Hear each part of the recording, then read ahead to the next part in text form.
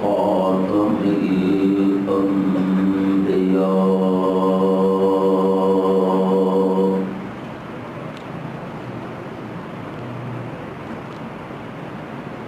ونشهد أن لا إله إلا الله وحده لا شريك له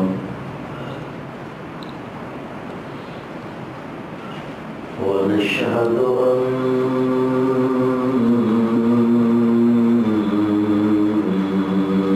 سيدنا وسندنا وشفيعنا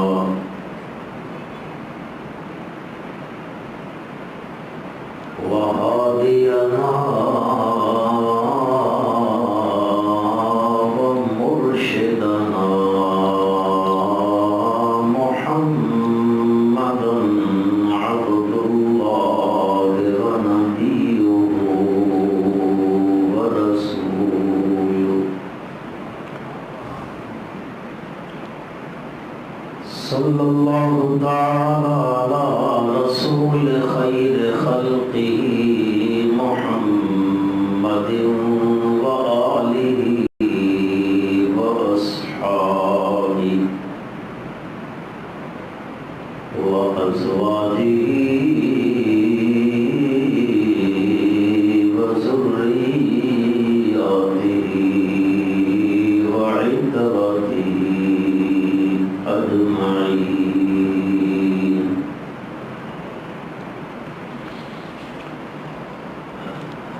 أما بعد فأعوذ بالله من الشيطان الرجيم. بسم الله الرحمن الرحيم.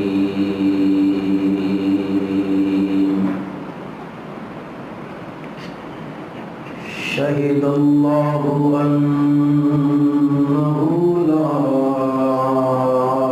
إله إلا هو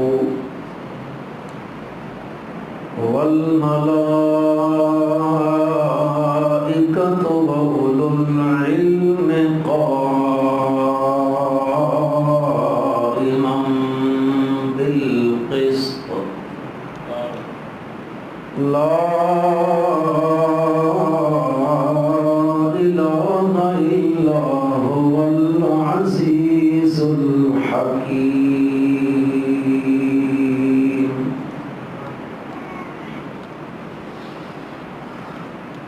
اللهم صل على محمد وعلى آل محمد كما صليت على إبراهيم وعلى آل إبراهيم وعلى آل إبراهيم إنك حميد مجيد. اللهم بارك على محمد وعلى آل محمد كما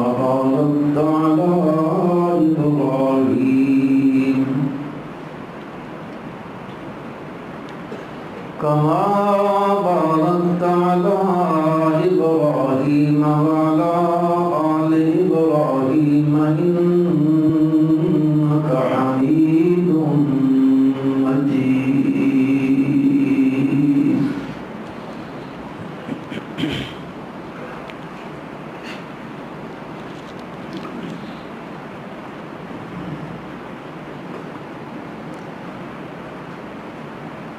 درس قرآن مجید کی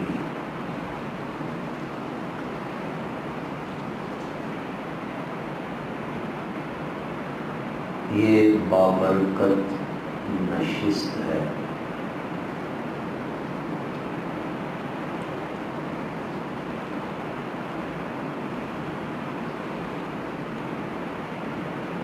جس عظیم کتاب کا درس ہے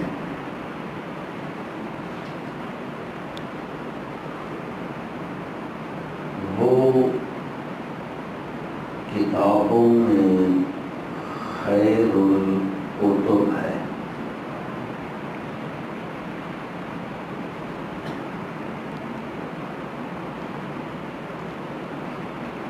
جس ہستی پر یہ کتاب نازل ہوئی ہے وہ ہستی خیر الخلائق ہے۔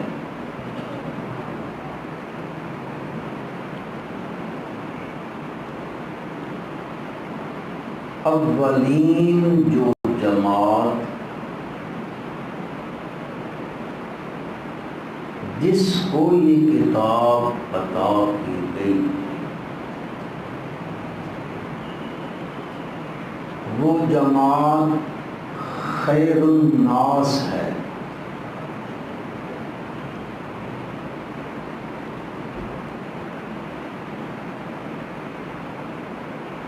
جس دور میں یہ کتاب نازل ہوئی وہ دور خیر القرون ہے۔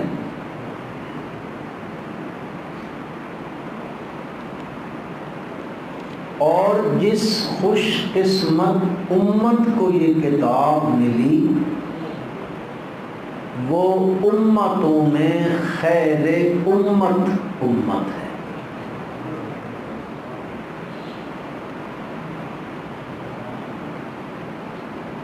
اللہ کی نازل کرتا کتابوں میں قرآن کو یہ اعزاز حاصل ہے، دنیا کی کتابیں نہیں، اللہ کی نازل کردہ کتابوں میں قرآن خیر الکتب ہے۔ ساری کتابوں میں سے بہترین اور خیر والی کتاب قرآن ہے۔ پھر جس ہستی پر اس کتاب کو نازل کیا گیا انہ لتنزیل رب العالمین نزل بہ الروح الامین علی قلبک لتکون من المنذرین نزل علی محمد صلی اللہ علیہ وسلم۔ جس ہستی پر اس کتاب کا نزول ہوا وہ ہستی خیر الخلائق ہے۔ اللہ کی ساری پیدا کردہ مخلوقات میں اگر کوئی ہستی سب سے بہترین ہے تو وہ ہستی ہے حضرت محمد رسول اللہ صلی اللہ علیہ وسلم۔ اور جس جماعت کو اولین یہ کتاب نصیب ہوئی وہ جماعت کون سی جماعت ہے جی؟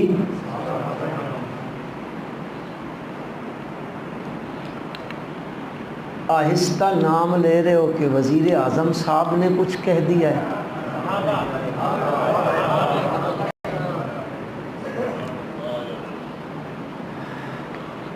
اولین جو مخاطب ہیں قرآن کے جن کی قسمت میں وہ کتاب اللہ نے ودیت فرمائی وہ جماعت ہے جو خیر الناس ہے۔ انسانوں کی جماعت میں انبیاء کے بعد سب سے اگر کوئی بہترین جماعت ہے تو وہ جماعت صحابہ کی جماعت ہے۔ پھر جس دور میں قرآن آیا وہ دور سارے ادوار سے زمانوں سے قرنوں سے بہترین زمانہ ہے۔ نبی کریم صلی اللہ علیہ وسلم نے فرمایا خیر القرون قرنی، اور جس خوش بخت امت کو یہ کتاب ملی، اللہ پاک نے ارشاد فرمایا کنتم خیر امت اخرجت للناس۔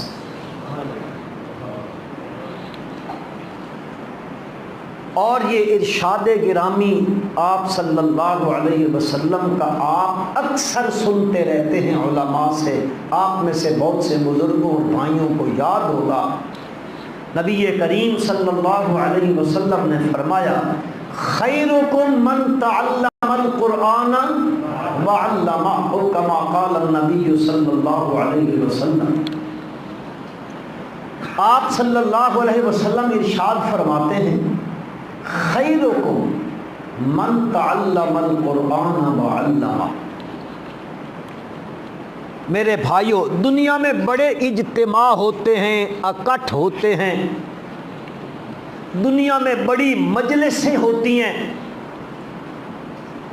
لیکن کائنات کے سردار حضرت محمد الرسول اللہ صلی اللہ علیہ وسلم فرماتے ہیں دنیا کے سارے اجتماعوں میں سے، دنیا کے سارے جو اکٹھ ہوتے ہیں، ساری جو مجلسیں ہوتی ہیں، ان ساری مجلسوں، اجتماعوں اور اکٹھوں سے سب سے بہترین مجلس وہ ہے جس مجلس میں قرآن سیکھا اور سکھایا جائے۔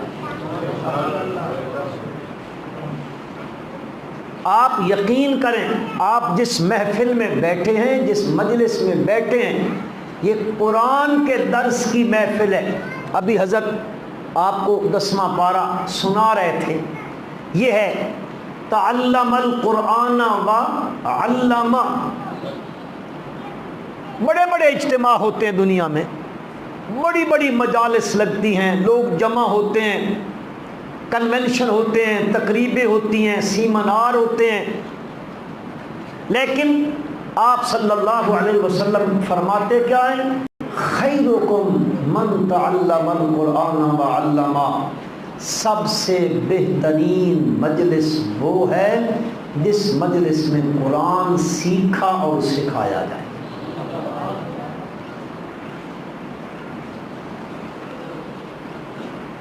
اور یہ میرا بھی ایمان ہے، یقیناً آپ کا اس پر ایمان ہوگا کہ آپ صلی اللہ علیہ وسلم کا کوئی ارشاد مبارک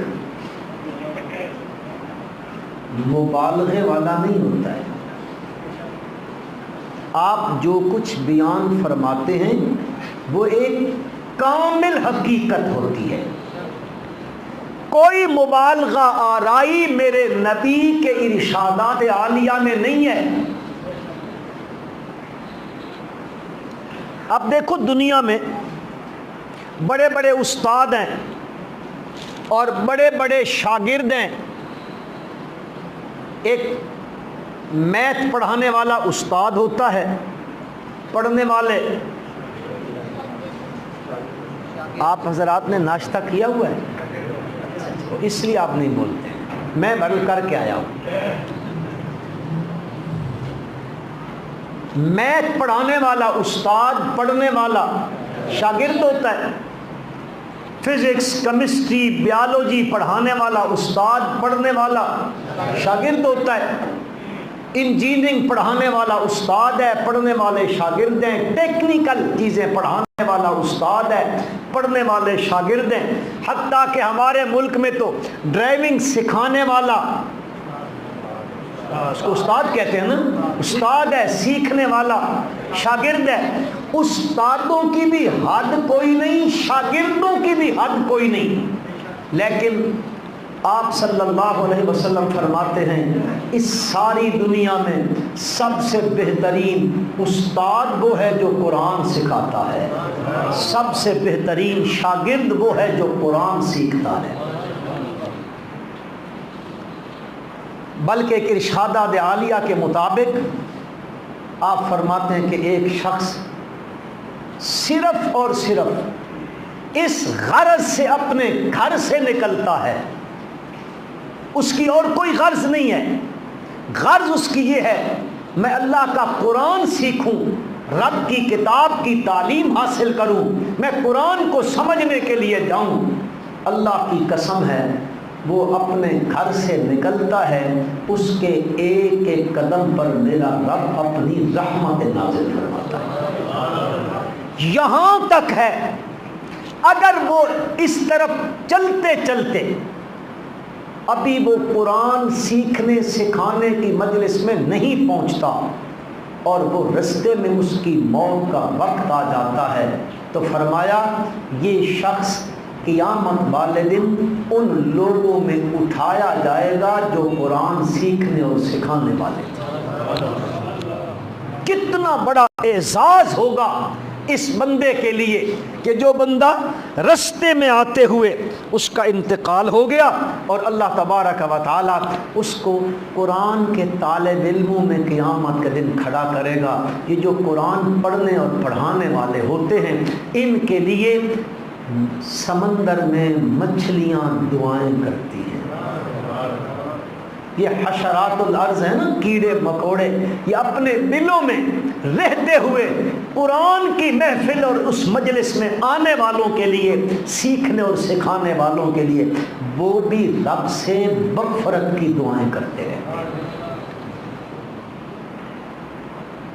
اللہ تعالیٰ کا احسان ہے کہ اتنے بھرے شہر میں، اتنے گنجان آباد شہر میں اللہ تبارک و تعالیٰ نے ہماری جماعت کے اس مرکز سنہری مسجد کو یہ شرف بخشا ہوا ہے کہ الحمدللہ ثم الحمدللہ حضرت بڑے حاجی صاحب سے لے کر اب تک یہ قرآن کی تعلیم اور تعلم کا سلسلہ جاری اور ساری ہے۔ بڑے ذوق کے ساتھ میں آتا رہتا ہوں، بڑے ذوق کے ساتھ آپ پڑھنے آتے ہیں، اساتذہ پڑھانے والے بڑے ذوق اور شوق سے پڑھاتے ہیں، اور انشاءاللہ ان حضرات کے اخلاص کی وجہ سے مجھے اللہ کی رحمت سے یہ یقیناً امید ہے کہ یہ سلسلہ انشاءاللہ قیامت کی صبح تک چلتا رہے گا۔ اب جو میں نے خطبے میں آیت مبارکہ تلاوت کی ہے، ہمارے ہاں تو چونکہ اللہ تعالیٰ ہمارا یہ قصور معاف کر دے، ہر چیز کی اہمیت ہے، قرآن کے درس کی اہمیت ہی کوئی نہیں تھی۔ ایک میں چھوٹا سا واقعہ سناتا ہوں، سنا دوں؟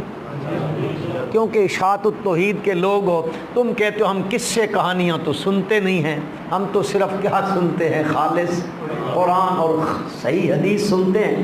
لیکن وہ واقعہ اسی نسبت کے ساتھ ہے، میں اس لیے سنانے لگا ہوں، اور میں اس سے یہ وضاحت کرنا چاہتا ہوں، آپ کے ذہن میں بٹھانا چاہتا ہوں کہ درس قرآن کے فوائد کتنے ہیں، کتنے فوائد ہیں اس درس قرآن کے۔ ہماری جماعت میں ایک بڑی عظیم ہستی گزری ہے، بڑی عظیم شخصیت ہے، حضرت مولانا محمد طاہر پنپیری، سب محبت سے کہہ دو، رحمت اللہ تعالی علیہ۔ اللہ تعالیٰ نے قرآن کا ذوق دیا تھا، تو ان کے تعارف کے لیے میں کہتا ہوں اتنی بات کافی ہے کہ مولانا محمد طاہر رحمت اللہ علیہ وہ شخصیت ہیں جنہوں نے قرآن مولانا حسین علی سے پڑھا تھا۔ حضرت صاحب او ثوابی کا علاقہ ہے، وہاں سے یہ دیر بالا اور تیمرگرہ اور آگے کا علاقہ کلاش تلاش یہ ادھر نکلتے تھے درس قرآن کی غرض سے، قرآن کا درس دینے کے لیے۔ ارشاد فرماتے ہیں، میں ایک دفعہ بالکل سخت سردی کا موسم، دسمبر جنوری کا مہینہ، یخ بستہ راتیں، اتنی سواریاں اور یہ ذرائع آمد و رفت اتنے تھے نہیں، کہتے ہیں میں ثوابی سے پیدل چلا،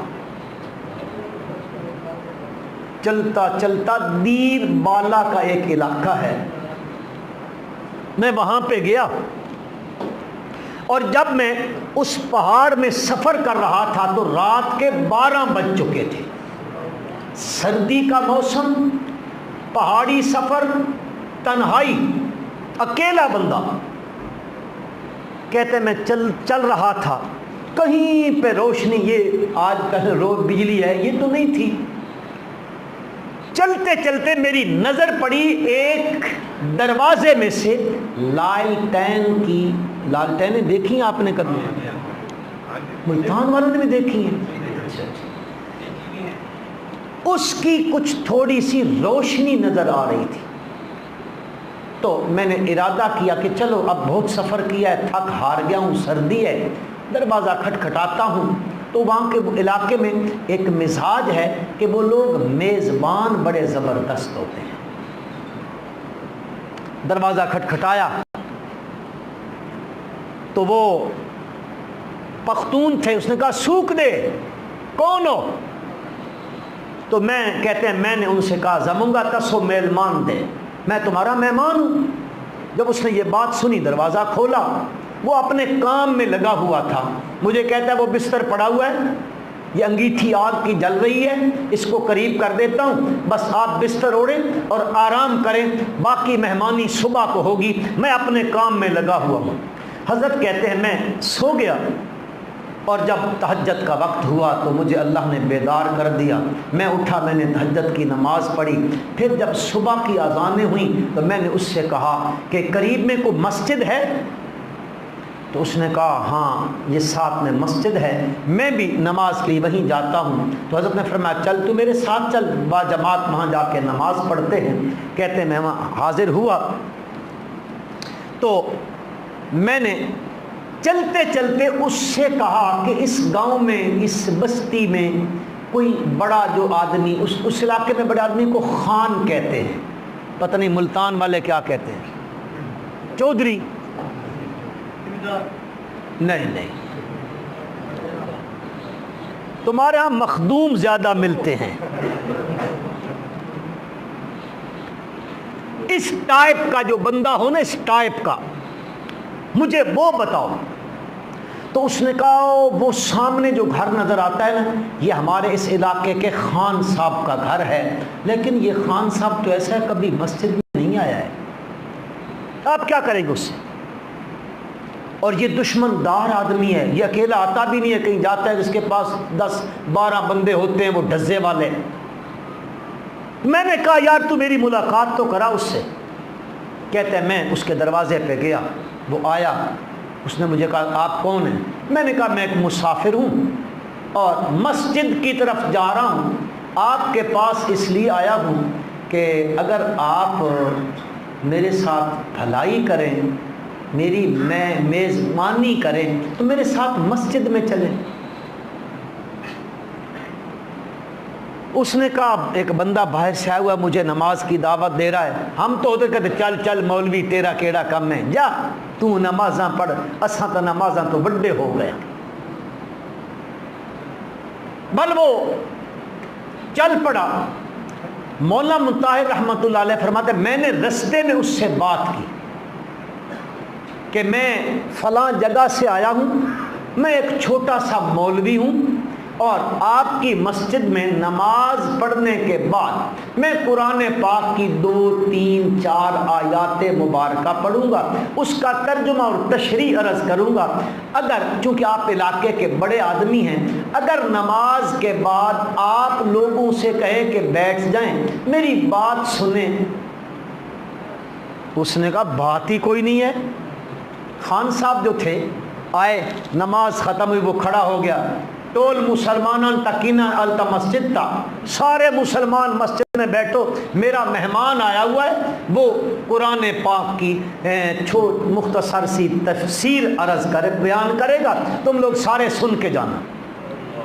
مولانا محمد طاہر رحمۃ اللہ علیہ فرماتے ہیں میں نے 3-4 آیات مبارکہ پڑھی، اس کا ترجمہ اور تشریح عرض کی، تو اس کے بعد دعا کر دی۔ اب ہم اٹھے تو وہ خان صاحب مجھے کہتے ہیں تسو زموں گا میلمان دے، اب تو میرا مہمان ہے، چل میرے گھر پہ میں تیری میزبانی کروں گا۔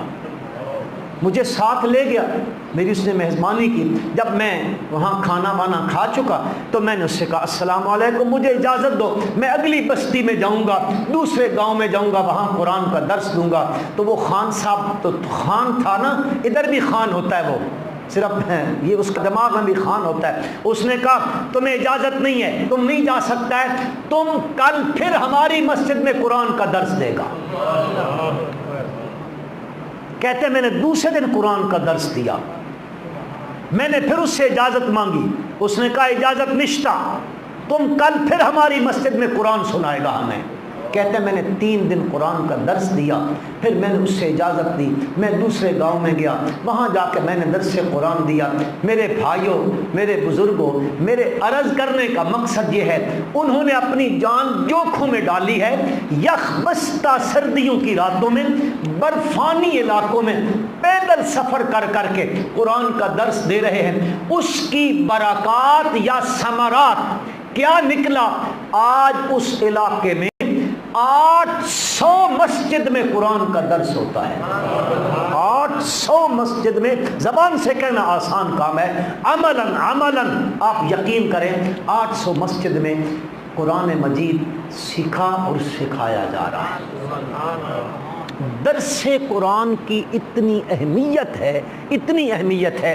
میں نے اس اپنی عمر میں حضرت شیخ القرآن مولانا غلام اللہ خان رحمت اللہ تعالی علیہ کو دیکھا، رات کو 2 بجے بیان ختم ہوا، تشریف لائے، تھوڑی دیر آرام کیا، صبح کی نماز اسی مسجد میں، اسی جگہ میں، اسی گاؤں میں جہاں رات کو تقریر کی ہے۔ لیکن میں نے اس شخص کو زندگی میں دیکھا کہ صبح کی نماز کے بعد کبھی قرآن کے درس کا ناغہ نہیں کیا۔ یہ ثمرات ہیں، ثمرات کہ وہاں سے پھر وہ لوگ اس قرآن کے دروس سے تیار ہوئے، اللہ پاک نے ان کے عقائد اعمال درست فرمائے۔ پھر وہ ایک ایک بندہ علاقے میں جا کر وہ جماعت بن گیا، ایک ایک بندہ علاقے میں جا کے جماعت بنا۔ اللہ تعالیٰ ان لوگوں کی محنتوں کو، کاوشوں کو قبول و منظور فرمائے۔ اب وہ جو خیر الکتب کتاب ہے نا، اللہ مجھے آپ کو اس کے پڑھنے کی توفیق عطا فرمائے۔ آپ اس کتاب کو پڑھنا شروع کریں، اس کتاب کی ہر صورت میں ایک مسئلہ، اس کتاب کے ہر صفحے پر وہی مسئلہ، اس کتاب کی تقریباً ہر آیت میں وہ مسئلہ۔ اس مسئلے کو اللہ تبارک و تعالی نے تکرار کے ساتھ، کثرت کے ساتھ اور اتنی بار بیان کیا ہے، اتنی بار بیان کیا ہے، اتنی بار بیان کیا ہے، یقین کرو میرے بھائیوں، اگر یہ بات اتنی بار کوئی بندہ ہو، ایک بات کو اتنی بار دہرائے، کثرت کے ساتھ، تکرار کے ساتھ دہرائے، تو بندے کو اس کے مجنون ہونے کا گمان ہونے لگ جاتا ہے۔ شاید یہ بندہ مجنون ہے کہ ایک بات کو اتنا دہرا رہا ہے، لیکن یہ کثرت کے ساتھ، تکرار کے ساتھ دہرانے والی ذات اس کی ہے، اللہ کی ہے۔ اس مسئلے کو اللہ تبارک و تعالی ہر صورت میں، ہر صفحے پر، ہر آیت میں۔ یہ قلعہ دیدار سنگھ کے علاقے میں ایک دفعہ یہ بات بیان کی کہ اللہ تعالیٰ ہر آیت میں بیان کرتا ہے اس مسئلے کو، تو ایک بزرگ کھڑے ہوئے، وہ کہتے ہیں دیکھو جی، آپ لوگ کہتے ہو اشاعت التوحید و سنہ والے، آپ وہ لوگ غلو کرتے ہو، کہاں ہر آیت میں اللہ نے اس مسئلے کو بیان کیا ہے؟ ذرا بتاؤ قرآن کی کتنی صورتیں ہیں جن کی ابتدا میں حروف مقطعات آتے ہیں؟ آپ حروف مقطعات تو جانتے ہیں نا، یہ الف لام میم، ہا میم عین سین قاف قاف نون، یہ سب حروف مقطعات ہیں۔ اس نے کہا بتاؤ اس میں کہاں اللہ نے اس مسئلے کو بیان کیا ہے؟ تو میں نے کہا بھائی آپ بتائیں کہ ان حروف کے معانی کیا ہیں، بتاؤ اس کا کیا معنی ہے؟ تو وہ کہنے لگے جی یہ اللہ اور اللہ کے رسول کے درمیان راز ہے۔ میں نے کہا بھائی اگر یہ راز ہے تو آپ کو کیسے پتہ چل گیا ہے؟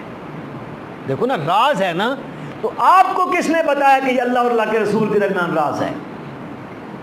اور اگر اللہ تبارک و تعالی نے ان حروف کے معانی آپ صلی اللہ علیہ وسلم کو بتلائے تو قرآن تو کہتا ہے میرے پیارے پیغمبر صلی اللہ علیہ وسلم سے، انزلنا الیک الذکر لتبین للناس ما نزل الیہم، جو کچھ میں نے اتارا ہے نا آپ کی طرف، لتبین للناس، آپ لوگوں کے سامنے اس کو بیان کریں۔ اگر آپ نے نہیں بتایا، قرآن کہتا ہے وما هو علی الغیب بضنین، وہ تو یہ چیز بتانے میں بخیل نہیں ہے۔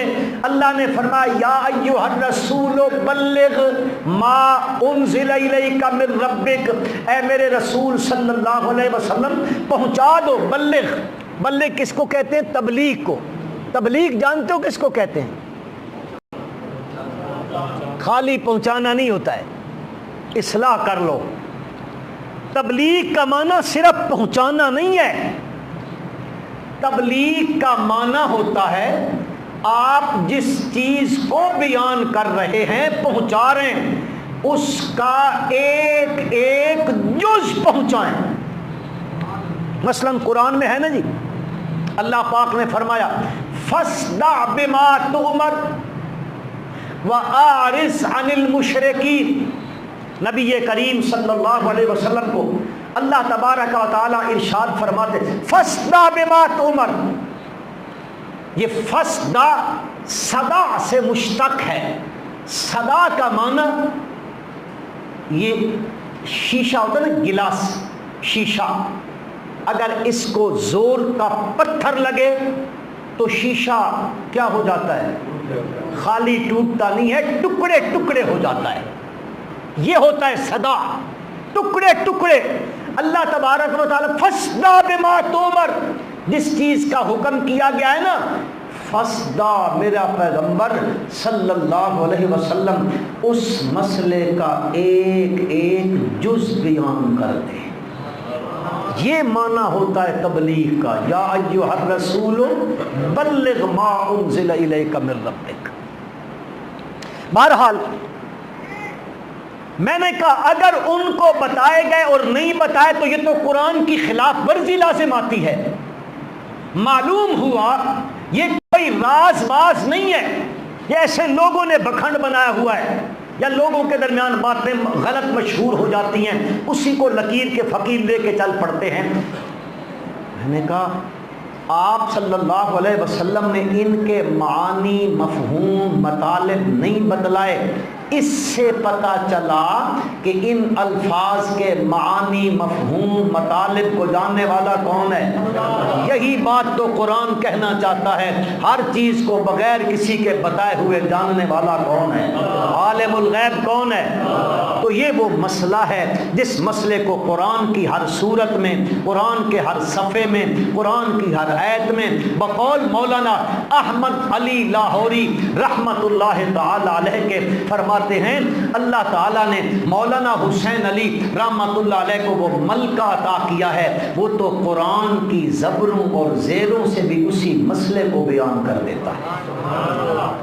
وہ مسئلہ کون سا ہے؟ مسئلہ توحید ہے، وہ مسئلہ توحید ہے۔ رب ذوالجلال اس مسئلے کو کثرت کے ساتھ بیان کرتے ہیں۔ میرے بھائیوں، سوال پیدا ہوتا ہے رب ذوالجلال کو کیا ضرورت پیش آ گئی کہ اللہ تعالیٰ اس مسئلے کو قرآن کے صفوں پہ صفوں، آیتوں پہ آیتیں، سورتوں پہ سورتوں میں بیان کرتا چلا جاتا ہے؟ کیا ضرورت پیش آ گئی رب ذوالجلال کو بار بار اور کثرت کے ساتھ، تکرار کے ساتھ اس مسئلے کو بیان کرنے کی؟ تو مسلمانوں، میرے رب نے اس مسئلے کو اتنے تکرار پیار کے ساتھ اس لیے بیان کیا ہے کہ اسی مسئلے پر بندے کی نجات کا مدار ہے، اس مسئلے پر بندے کی نجات کا مدار ہے۔ بلکہ یوں سمجھو یہ مسئلہ اس سارے جہان کی جان ہے۔ اگر جان آپ نہیں سمجھے ملتان والے تو یہ سارے جہان کی روح ہے۔ اس سارے جہان کی روح کون سا مسئلہ ہے؟ مسئلہ توحید ہے۔ آپ جانتے ہو اگر انسان کے جسم میں روح نہ ہو تو انسان کا جسم کسی کام کا نہیں ہوتا ہے۔ اب کسی کا والد فوت ہو جائے، اللہ سب کو ایمان کے ساتھ موت نصیب کرے۔ اگر کسی کا والد فوت ہو جائے، اس کے جسم سے جان نکل جائے، اولاد کو اپنے والد سے محبت ہے، کیا خیال ہے روح کے نکلنے کے بعد وہ اپنے محبوب والد کی میت کو، لاش کو گھر میں رکھیں گے؟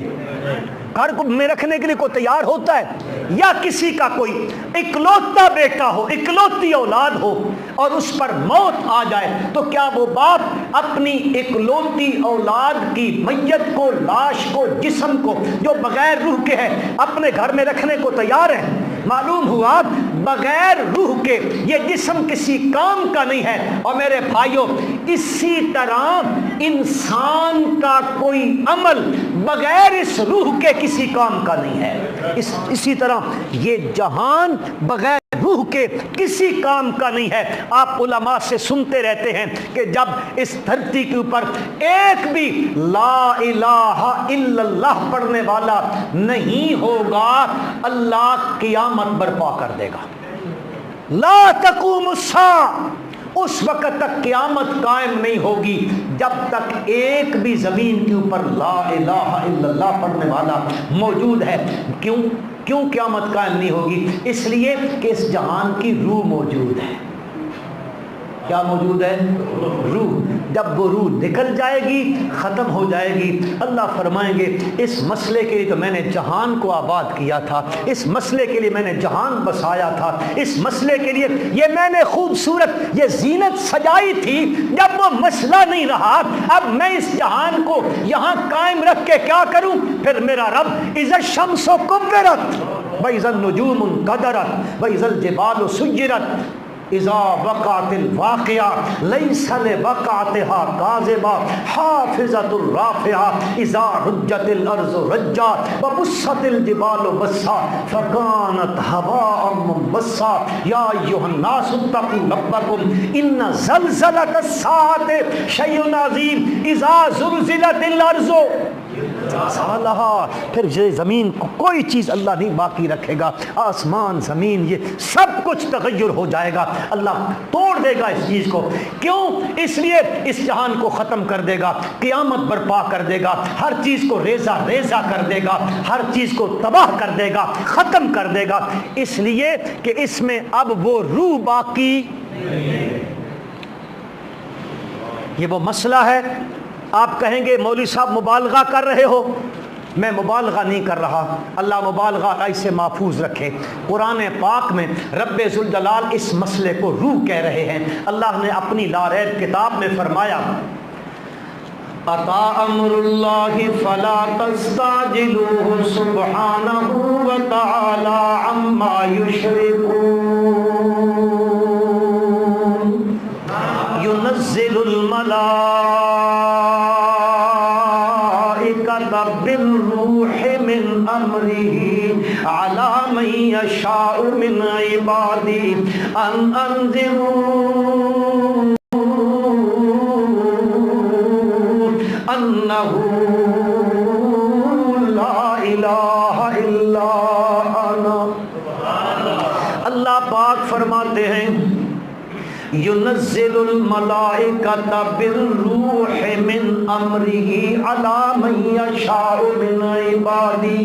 اترتے ہیں فرشتے، کس چیز کے ساتھ اترتے ہیں؟ بالروح، اس روح کے ساتھ، اللہ کے امر کے ساتھ اترتے ہیں علی من یشاء من عبادہ، جن بندوں کے اوپر اللہ تبارک و تعالی چاہتا ہے وہ فرشتے یہ روح لے کے نیچے اترتے ہیں۔ میرے اللہ یہ روح کا مطلب کیا ہے، وہ روح کون سی چیز ہے؟ خود قرآن تفسیر کرتا ہے۔ مولانا تشریف فرمائے، پوچھ لینا سب سے بہترین قرآن کی تفسیر وہ ہوتی ہے جو خود قرآن کر دیتا ہے۔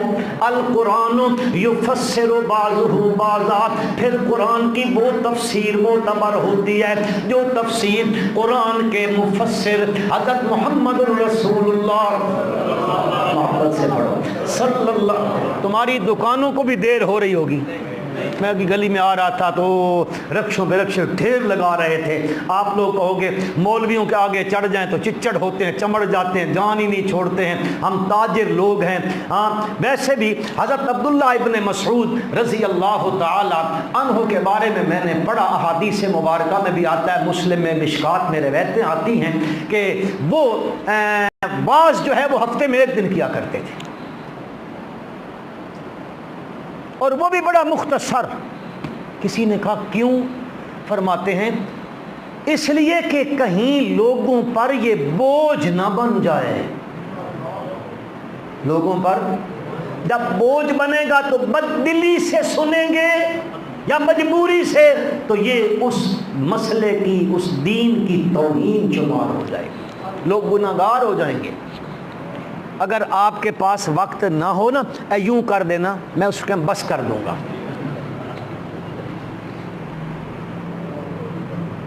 میں تو یقیناً بھائی ظفر صاحب ہیں، ہمارے امیر صاحب ہیں، ظہیر صاحب ہیں، مولانا ہیں، آپ بھائی ہیں، تو اس محبت کی نسبت سے، ورنہ اس جون جولائی کے مہینے میں ملتان کا سفر تو کوئی پرندہ بھی نہیں کرتا ہے، انسان تو دور کی بات ہے۔ وہ بھی بیچارہ ڈرتا ہے کہیں میرے پر نہ جل جائیں، کیونکہ شاہ شمس تبریز نے یہاں سب کو جلا دیا تھا۔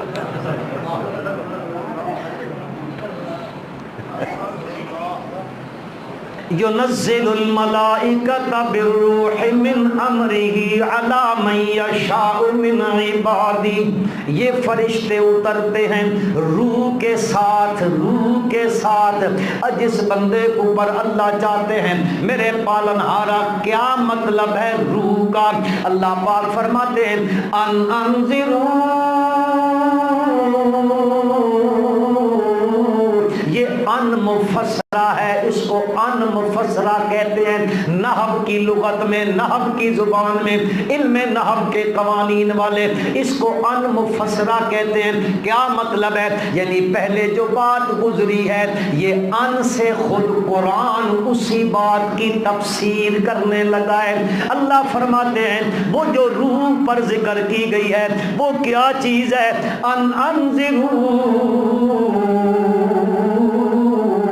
یہ کہ کہو تم لوگوں سے انہو لا الہ الا انا، لوگوں سے کہو کہ لا الہ الا انا۔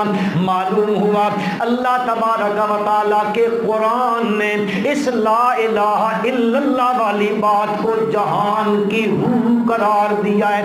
سورۃ حامیم مومن میں چلے جاؤ، 24ویں پارے میں رب ذوالجلال فرماتے ہیں فَادْعُوا اللَّهَ مُخْلِصِينَ لَهُ الدِّينَ وَلَوْ كَرِهَ الْكَافِرُونَ رَفِيعُ الدَّرَجَاتِ ذُو الْعَرْشِ يُلْقِي الرُّوحَ مِنْ أَمْرِهِ عَلَى مَنْ يَشَاءُ مِنْ عِبَادِهِ لِيُنْذِرَ يَوْمَ الطَّلَاقِ، چھوٹے تا کے ساتھ اچھا، لِيُنْذِرَ يَوْمَ الطَّلَاقِ ملاقات سے مشتق ہے۔ یہاں پر بھی قرآن پاک نے یہ یلقی الروح من امرہ علی من یشاء من عبادہ، یہاں پر بھی اس مسئلے کو روح سے تعبیر کیا، اور وہ کون سا مسئلہ ہے جس کو روح سے تعبیر کیا ہے؟ اوپر جو گزرا ہے فَادْعُوا اللَّهَ مُخْلِصِينَ لَهُ الدِّينَ، المخلصین، اس اللہ کی خالص پکار کرنا، اس رب ذوالجلال کو خالص کر کے پکارنا۔ اس کو قرآن نے کیا کہا ہے؟ اس کو قرآن نے روح کہا ہے۔ میرے بھائیوں، جہان کی روح یہ مسئلہ ہے، کائنات کے اندر جتنے بسنے والے ہیں انسانوں کی نجات کا ذریعہ یہی مسئلہ ہے، اسی مسئلے پر نجات ہونی ہے۔ اس لیے کہ اللہ تبارک و تعالی نے اپنی لاریب کتاب میں فرمایا ان اللہ لا یغفر ان یشرک بہ وَيَغْفِرُ مَا دُونَ ذَلِكَ لِمَن يَشَاءُ۔ یہ اللہ کا فیصلہ ہے، فیصلہ۔ آپ اللہ پاک فرماتے ہیں میں اس مشرک کو کبھی معاف نہیں کروں گا، اگر وہ شرک کرتا کرتا بغیر توبہ کے اسی حالت میں مر گیا، کسی صورت میں اس کی بخشش نہیں ہوگی۔ وَيَغْفِرُ مَا دُونَ ذَلِكَ لِمَن يَشَاءُ، میری مرضی آگی تو میں اس کے علاوہ سارے ہر قسم کے گناہوں کو معاف کر دوں گا۔ تو میرے بھائیوں، نجات کا ذریعہ بھی یہی مسئلہ ہے، جہان کی روح بھی یہی مسئلہ ہے۔ رب ذوالجلال اس لیے قرآن پاک میں تکرار کے ساتھ بیان کرتے ہیں۔ جس میں ایک مثال دے دیتا ہوں، جس طرح ماں ہوتی ہے، ماں کا جو پیار اپنی اولاد کے ساتھ ہوتا ہے، بچہ چھوٹا سا ہوتا ہے، ماں سمجھاتی ہے بیٹا یوں نہ کرنا، اس میں نقصان ہوگا، بیٹا بڑا ہوتا ہے، اتنا ہو گیا ہے، اب بھی ماں سمجھا رہی ہے، بچہ بلوغت کو پہنچ گیا، اب بھی ماں اس کو سمجھا رہی ہے، بچہ شادی شدہ ہو گیا، اب بھی ماں سمجھا رہی ہے، بچہ بچے والوں ہو گیا ہے، اب بھی ماں اس کو سمجھا رہی ہے، وہ بڑھاپے کی عمر میں پہنچ گیا، اب بھی ماں اس کو سمجھا رہی ہے۔ کیا خیال ہے میرے بھائیوں، یہ جو ماں بچپن سے لے کر اس عمر تک اپنے بیٹے کو سمجھاتی رہتی ہے بیٹا یوں نہ کرنا نقصان ہے، یوں نہ کرنا نقصان ہوگا، یوں نہ کرنا کیا یہ ماں جو اپنے بیٹے کو کہہ رہی ہے، اس کا بیٹا کو پاگل ہوتا ہے، مجنون ہوتا ہے کہ یہ اس کو ایسے کہتی ہے؟ نہیں میرے بھائیوں، وہ مجنون نہیں ہوتا۔ اس ماں کو اس عمر سے لے کر اس بڑھاپے کی عمر تک اپنے بیٹے کو خیر خواہی کے جملے کہنے پر اس کی ماں کو اس کی ماں کی مامتا مجبور کرتی ہے، ماں کی مامتا مجبور کرتی ہے۔ میرے مسلمان بھائیوں، میرے مسلمان بزرگوں، جس طرح ایک ماں کو ماں کی مامتا مجبور کرتی ہے، وہ بار بار اپنی اولاد کو وہ ہر چیز وہ چیز کہتی رہتی ہے، منع کرتی رہتی ہے، یوں نہ کرنا۔ میرے بھائیوں، ماں کی محبت سے 70 گنا زیادہ میرے رب کو اپنے بندوں سے پیار ہے، 70 گنا زیادہ میرے رب کو اپنے بندوں سے پیار ہے۔ تب تو میرا رب قرآن پاک میں فرماتا ہے ما یفعل اللہ بعذابکم ان شکرتم وآمنتم وکان اللہ شاکرا علیما۔ اللہ پاک فرماتے ہیں اگر تم ایماندار بن جاؤ اور تم شکر گزار بن جاؤ، تم مومن بن جاؤ، تم موحد بن جاؤ، میری توحید کے مسئلے کو مان لو، پھر میری نعمتوں کا شکر ادا کرنے لگ جاؤ، اللہ فرماتے ہیں اگر یہ کام تم کر لو تو ما یفعل اللہ بعذابکم، اللہ نو کیڑی پڑی ہے کہ تہن عذاب دے وے، کیڑی کیا ضرورت ہے مجھے اللہ کو کہ میں تمہیں عذاب میں مبتلا کروں؟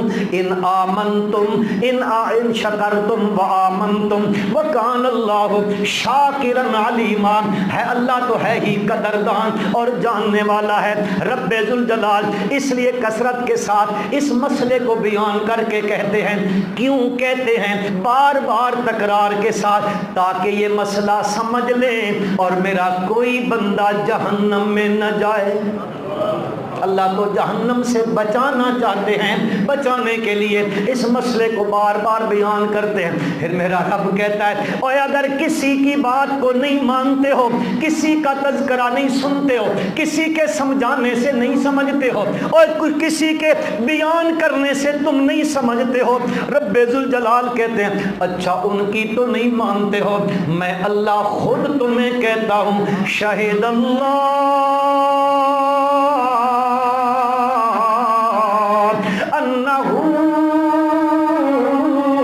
لا الہ الا ہو والملائکہ وَأُولُو الْعِلْمِ قَائِمًا بِالْقِسْطِ لَا إِلَٰهَ إِلَّا هُوَ الْعَزِيزُ الْحَكِيمُ۔ اے لوگو، اور کسی کی گواہی کو نہیں تسلیم کرتے ہو تو شہد اللہ، میں اللہ خود گواہی دیتا ہوں کہ انہو لا الہ الا اللہ کے سوا کوئی معبود اور مشکل کشا، کوئی حاجت روا و کار ساز، کوئی بگڑی بنانے والا، کوئی مصیبتوں میں کام آنے والا، کوئی دکھوں کا مداوع کرنے والا کوئی نہیں ہے، کوئی نہیں ہے۔ شہد اللہ، اللہ کہتے ہیں میں خود گواہی دیتا ہوں میرے سوا معبود کوئی نہیں ہے۔ مولا آپ نے یہ گواہیاں کہاں پہ دی ہیں؟ رب ذوالجلال فرماتے ہیں یہ گواہیاں میں نے انجیل میں دی ہیں، میں نے زبور میں دی ہیں، میں نے صحف موسیٰ میں دی ہیں، میں نے صحف ابراہیم میں دی ہیں، میں نے یہ گواہیاں تورات میں دی ہیں۔ سورت بنی اسرائیل پڑھو مسلمانوں، 15واں پارہ غالباً اس کی دوسری آیت مبارکہ ہے۔ رب ذوالجلال فرماتے ہیں وَآتَيْنَا مُوسَى الْكِتَابَ وَجَعَلْنَاهُ هُدًى لِبَنِي اسرائیل۔ اللہ فرماتے ہیں ہم نے عطا کی حضرت موسیٰ علیہ السلام کو کتاب، اور وَجَعَلْنَاهُ هُدًى لِبَنِي اسرائیل، اس کتاب کو ہم نے بنی اسرائیل کے لیے رہنما بنایا، اس کتاب کو بنی اسرائیل کے لیے ہدایت کا ذریعہ بنایا۔ اللہ پھر کیا کہا آپ نے اس کتاب میں؟ اب دیکھو رب کی گواہی آ رہی ہے، میں نے تورات میں بھی یہی گواہی دی تھی، اللہ تتخذوا من دونی وکیلا۔ اے لوگو، میرے سوا کسی کو اپنا کام بنانے والا نہ سمجھنا۔ سب کے کام بنانے والا کون ہے؟ سب کے کام کون بناتا ہے؟ ہر کوئی ہر کام میں ہر وقت اسی کا محتاج ہے، وہ اپنے کام میں کسی وقت کسی کا بھی محتاج نہیں ہے۔ اللہ احد اللہ الصمد لم یلد ولم یولد ولم یکن لہ کفوا احد۔ اس کائنات میں کوئی نہیں ہے جس کا کام اس کے بغیر بنتا ہو، اور وہ ہستی ہے کہ اپنے کام کے بنانے میں کسی غیر کی مشاورت کا بھی محتاج نہیں ہے۔ قل الحمد للہ الذی لم یتخذ ولدا ولم یکن لہ شریک فی الملک ولم یکن لہ ولی من الذل وکبرہ تکبیرا۔ شہد اللہ انہ لا الہ الا ہو۔ مولا کہاں گواہیاں دی؟ میں نے ان کتابوں میں دی ہیں، میں نے قرآن میں گواہیاں دی ہیں، قرآن میں میں نے گواہیاں دی ہیں۔ اے لوگو، یہ ساری کائنات میں جو کچھ تمہیں نظر آ رہا ہے یہ سب کچھ بنانے والا میں ہوں، میرے سوا بنانے والا کوئی نہیں ہے۔ خلق السماوات بغیر عمد ترونہا والقى في الارض رواسي ان تميد بكم وبث فيها من كل دابة وانزلنا من السماء ماء فانبتنا فيها من كل زوج كريم هذا خلق الله۔ آگے اللہ فرماتے ہیں فارونی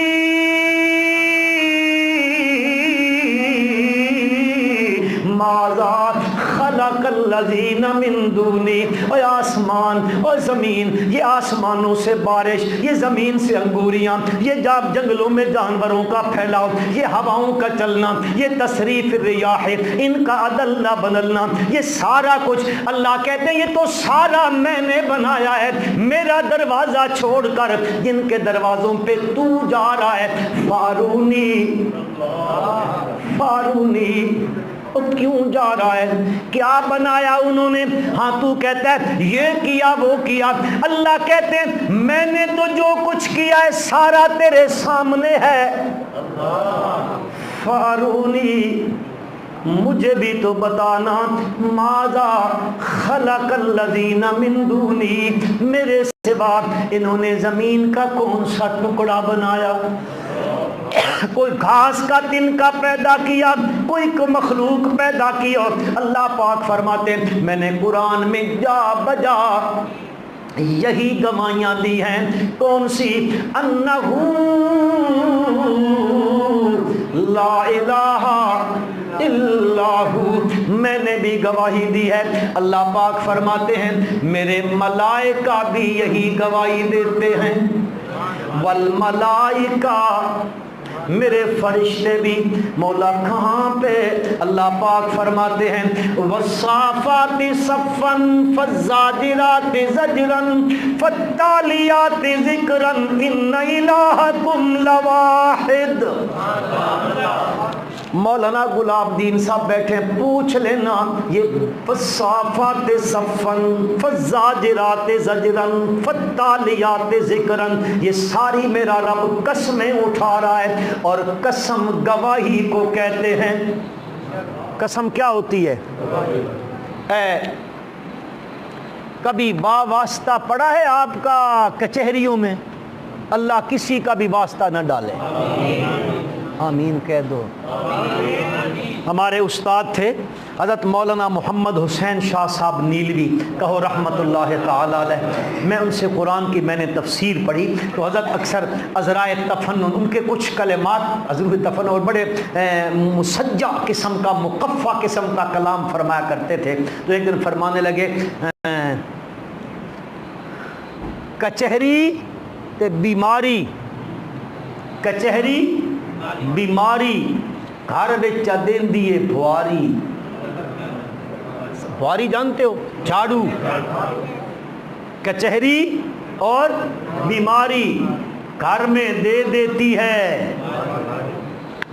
अल्लाह किसी का वाह वास्ता न डाले। वहां लिखा होता है कहो मैं अल्लाह को हाजिर नाजिर जान कर ये गवाही दे, ये कह रहा हूं। ये क्या मतलब होता है? ये गवाही होती है। ये क्या होती है?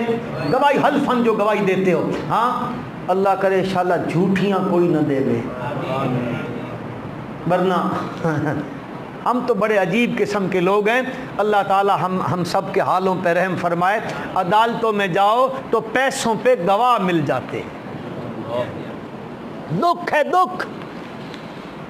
अच्छा चलो, वल मलाइका गवाही दी जा रही है। रब्बे जुल जलाल फरमाते हैं वस्साफाति सफ़न फज़्ज़ाजिराति ज़ज्रन फ़त्तालियाति ज़िक्रन। अल्लाह पाक फरमाते हैं मुझे कसम है उन मलाइका की जो मेरी इबादत के लिए सफ़ बंदी करते हैं, सफ़ बंदी करके मेरी इबादत में लगे हुए। फज़्ज़ाजिराति ज़ज्रन, और उनकी भी मुझे कसम है कि जो जिन्नात को जर करते हैं डांट डपट करने के लिए। और ये जो ऊपर जाते थे जिन्नात, कुरान के नुज़ूल से पहले ये जिन्नात आसमान की तरफ जाते थे, लेकिन जब से कुरान का नुज़ूल शुरू हुआ अब जिन्नात का ऊपर जाना बंद हो गया। इसी सूरत साफात में आगे फरमाया ला यस्मऊना इलल मलाइल आला व युक़ज़फ़ूना मिन कुल्ली जानिब दुहूरन व लहुम अज़ाबुन वासिब इल्ला मन ख़तिफ़ल ख़त्फ़ता फ़अतबअहु शिहाबुन साक़िब। सूरत जिन में जिन खुद कह रहे हैं, मक़ूलाते जिन मेरे रब ने खुद नकल किए हैं। सूरत जिन के अंदर जिन्नों के मकूले हैं। वो जिन कहते हैं अन्ना कुन्ना नक़उदु मिन्हा मक़ाइदा लिस्समइ फमन यस्तमि'ल आना यजिद लहू शिहाबर रसदा। अल्लाह फरमाते हैं मुझे उन मलाइका की कसम है जिनकी ड्यूटियां लगी हुई हैं इबलीस और शयातीन को ऊपर जाने से ज़जरात और डांट डपट करने के लिए। फत्तालियात ज़िक्रन, वो जो तिलावत में लगे हुए, वो जिक्र में लगे हुए, मुझे इनकी कसम है। अल्लाह पाक इन तीनों की कसमें उठा के कहते हैं, इनको गवाह बना के कहते हैं। क्या गवाही दे रहे हैं? इन्ना इलाहकुम लवाहिद, तुम تم سب کا الہ کلا، ذرا زور سے، تم سب کا الہ کلا، سب کا معبود کلا، سب کا مشکل کشا کلا، سب کا حاجت روا کلا، سب کی بیماریوں کو دور کرنے والا کلا، سب کے گھروں میں خیر اور برکت نازل کرنے والا کلا، آئی بلاؤں کو ٹالنے والا کلا، مقدموں سے رہائیاں دلانے والا کلا، حاجت روا کلا،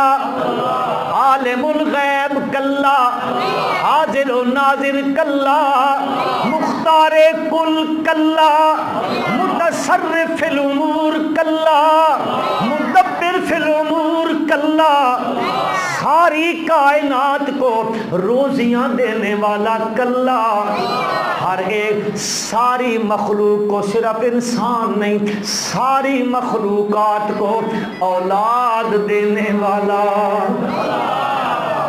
کبھی کبھی میں الگ بیٹھتا ہوں سوچتا رہتا ہوں، ہم انسان ہو کر کتنے غیروں کے دروازوں پہ جاتے ہیں، کوئی بیچارہ قبریں پوجتا ہے، کوئی کہاں کو مٹیاں چھان چھان کے کھاتا پیتا رہتا ہے، اس کو کوئی کہتا ہے ادھر جا ادھر جا ادھر جا ادھر جا، یہ بھاگتا ہے اولاد کے حصول کے لیے، کبھی کس دروازے پر کبھی کس دروازے پر۔ میرے بھائیوں، یہ حیوانات بھی کبھی کسی کے دروازے پہ گئے ہیں اولاد کے حصول کے لیے، گئے ہیں، ان کو کون دیتا ہے؟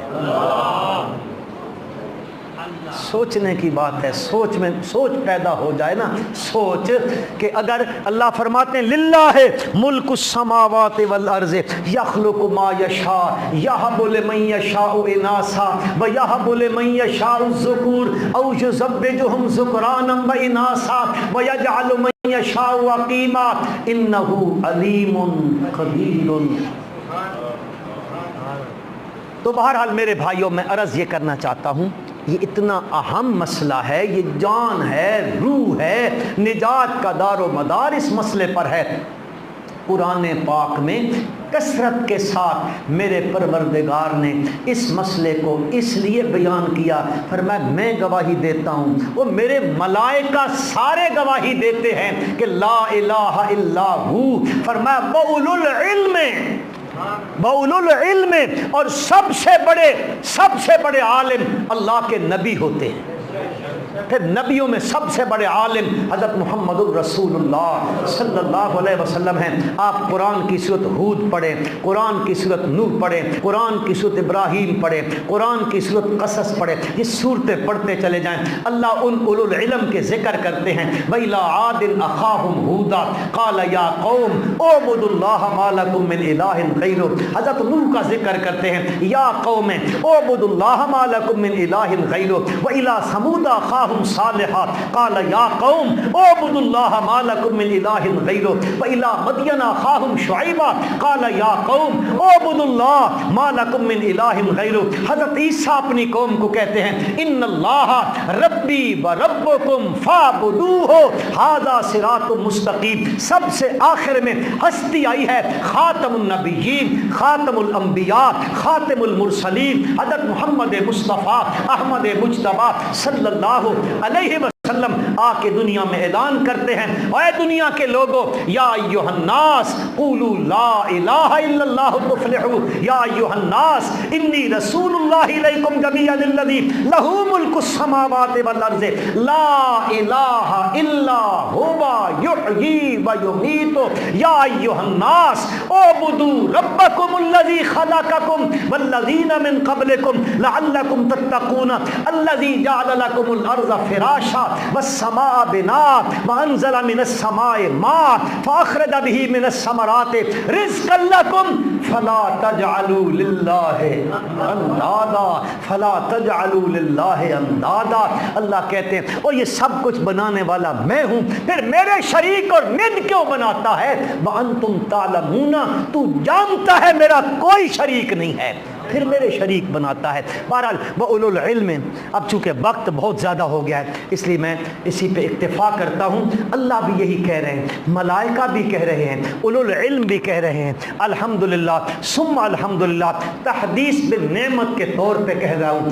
ہاں، اشاعت التوحید و سنہ، گلی گلی، کوچا کوچا، نگر نگر، کریا کریا، بستی بستی یہ صدا لگا رہی ہے، لوگوں ساری کائنات کا مالک، رازق، محیی، ممیت، حاضر و ناظر، عالم الغیب، یہی صدا لگائی جا رہی ہے۔ اللہ تعالیٰ مجھے آپ کو اسی قافلہ حق کے ساتھ اللہ وابستہ رکھے، اللہ اسی مسئلہ توحید کے اوپر جو ہے پکا رہتے ہوئے اسی پر ہمیں موت نصیب فرمائے، اور کل اللہ ہمیں ان موحدین کی جماعت میں کھڑا کرے۔ ربنا تقبل منا انک انت السمیع العلیم وتب علینا انک انت التواب الرحیم۔ آپ کا وقت زیادہ لے لیا ہے، معذرت خواہ ہوں، معاف کر دینا۔ اس دنیا میں اگلے جہان تو دینے کے قابل بھی کوئی نہیں ہوگا۔ اللہ مجھے آپ کو قرآن و سنت پر عمل کی توفیق عطا فرمائے۔